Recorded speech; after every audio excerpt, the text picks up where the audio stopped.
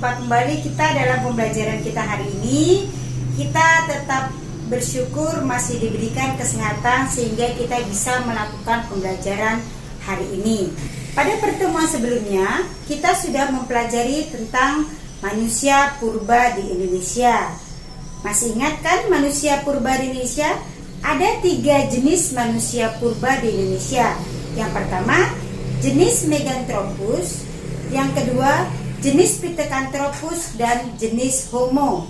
Nah, materi kita hari ini adalah asal-usul dan persebaran nenek moyang bangsa Indonesia. Adapun tujuan pembelajaran kita hari ini adalah kita dapat menjelaskan dan memahami asal-usul dan persebaran nenek moyang bangsa Indonesia. Baiklah, mari kita langsung saja ke materi.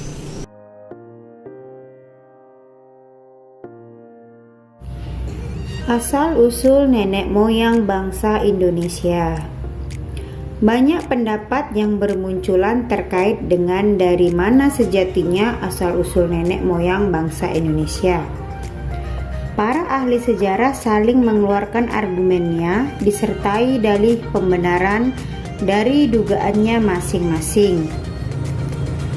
Kendati begitu banyak pendapat tersebut, ada satu pendapat yang nampaknya memiliki bukti dan dasar pemikiran yang paling kuat. Dan pendapat tersebut berasal dari seorang sejarawan asal Belanda, yaitu Von Hein Gelderen. Berdasarkan penelitian Von Hein, berargumen jika asal-usul nenek moyang bangsa Indonesia berasal dari Asia Tengah.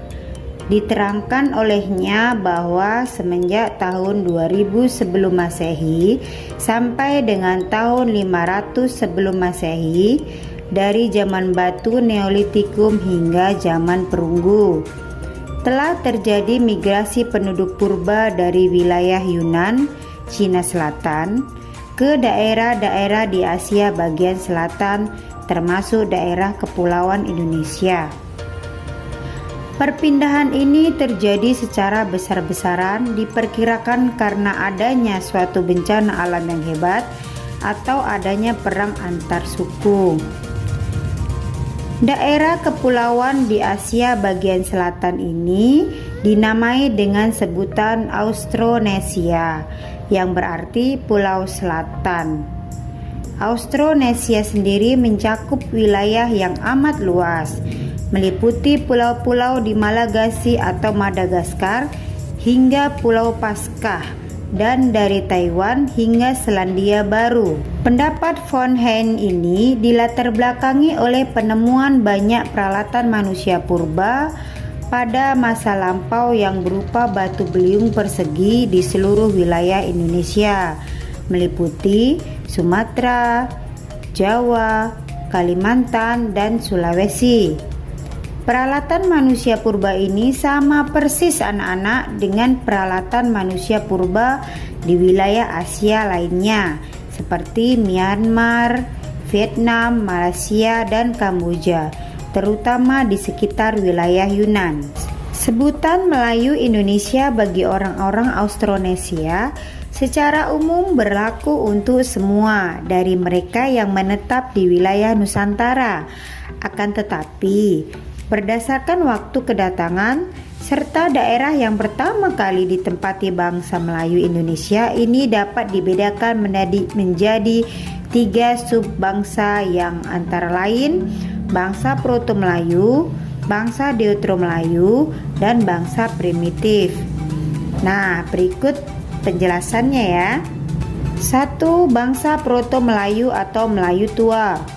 Bangsa Proto-Melayu atau Melayu tua adalah nenek moyang bangsa Indonesia yang merupakan orang-orang Austronesia yang pertama kali datang ke Nusantara pada gelombang pertama, sekitar tahun 1500 sebelum Masehi.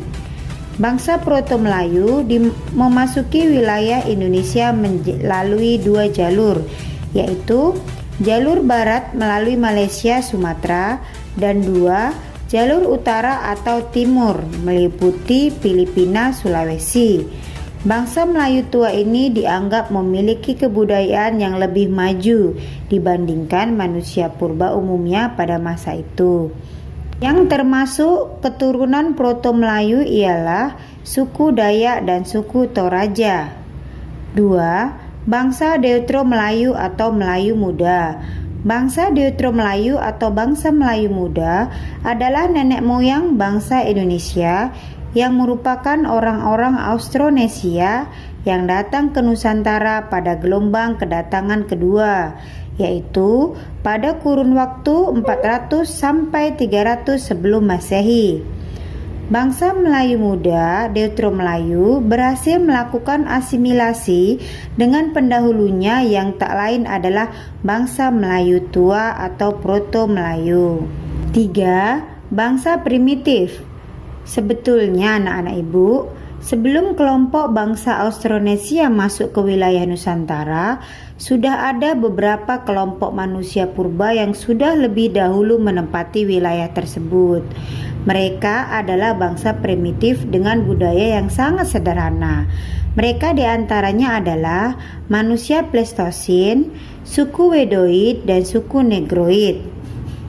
Manusia Pleistosin itu adalah kehidupan manusia purba ini selalu berpindah tempat dengan kemampuan yang sangat terbatas. Demikian juga dengan kebudayaannya, sehingga corak kehidupan manusia purba ini tidak dapat diikuti lagi kecuali beberapa aspek saja. Suku Wedoid. Sisa-sisa suku Wedoid hingga kini masih ada dan dapat kita lihat dan kita temukan. Mereka hidup meramu dan mengumpulkan makanan dari hasil hutan dan memiliki kebudayaan yang sangat sederhana. Suku Sakai di Siak dan suku Kubu di perbatasan Jambi dan Palembang adalah dua contoh peninggalan suku Wedoid di masa ini. Suku Negroid. Di Indonesia sudah tidak terdapat lagi sisa-sisa kehidupan suku Negroid. Namun di pedalaman Malaysia dan Filipina, keturunan suku ini rupanya masih ada. Suku Semang di Semenanjung Malaya dan suku Negrito di Filipina merupakan bukti yang sangat nyata.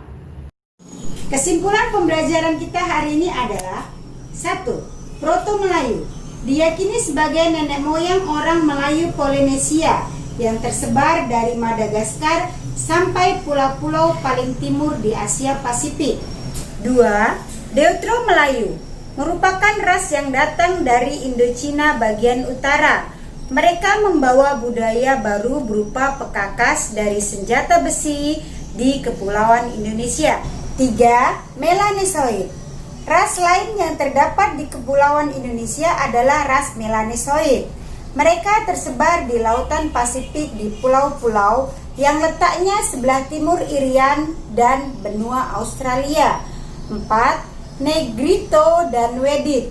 Sebelum datang kelompok Melayu muda dan tua, Indonesia sudah lebih dahulu dimasuki oleh Negrito dan Wedit. Sebutan Negrito diberikan oleh orang Spanyol karena yang mereka jumpai itu berkulit hitam mirip dengan jenis Negrito. Sedangkan sebutan Wedit diberikan kepada orang yang berkulit coklat tua dan tinggi rata-rata sekitar 155 cm.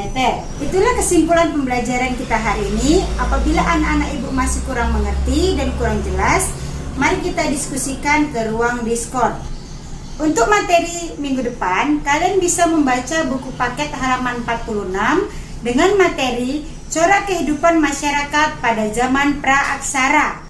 Sebelum pembelajaran hari ini Ibu tutup, Ibu selalu mengingatkan kepada anak-anak Ibu untuk selalu menjaga kesehatan dan menjaga kebersihan. Selamat pagi.